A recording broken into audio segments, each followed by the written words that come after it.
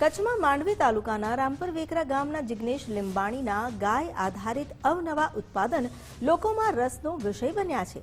ગૌમૂત્ર, ગોબર અને અન્ય પ્રાકૃતિક સામગ્રીમાંથી આરોગ્ય અને સૌંદર્ય પ્રસાધન તેમજ ઝેર મુક્ત પ્રોડક્ટ બનાવવામાં આવી।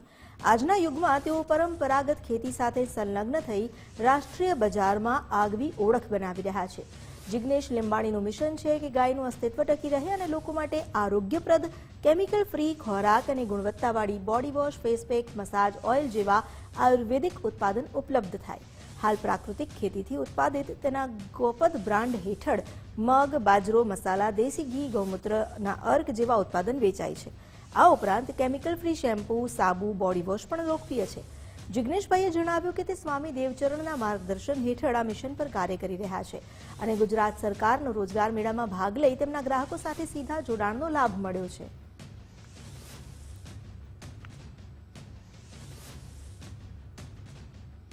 અમે અમારો મુખ્ય ધ્યેય એ છે કે માણસોને આજના જમાનામાં જે રસાયણ અને કેમિકલ યુક્ત ખાદ્ય ખોરાકો મળે છે એની જગ્યાએ ગાય આધારિત અને નેચરલ ખોરાક મળતો રહે।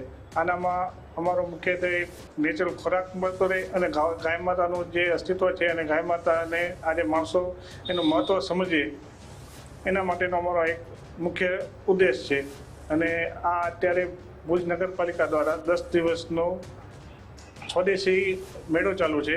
એનામાં અમે વિનામૂલ્યે સ્ટોલ મળેલો છે। આના દ્વારા અમને લોકલ માણસોથી ડાયરેક્ટ કનેક્ટિવિટી થાય છે ને એમાં અમારા કોઈ પણ પ્રોડક્ટ છે અહીંયા વેચી શકીએ છીએ। અમારી ગૌશાળાની અંદર અમે શુદ્ધ ઘી બનાવીએ છીએ, કાચી ગાયણીના તેલ છે અને ગાય આધારિત ખેતીથી ધાન્યનું અમે ઉત્પાદન કરીએ છીએ।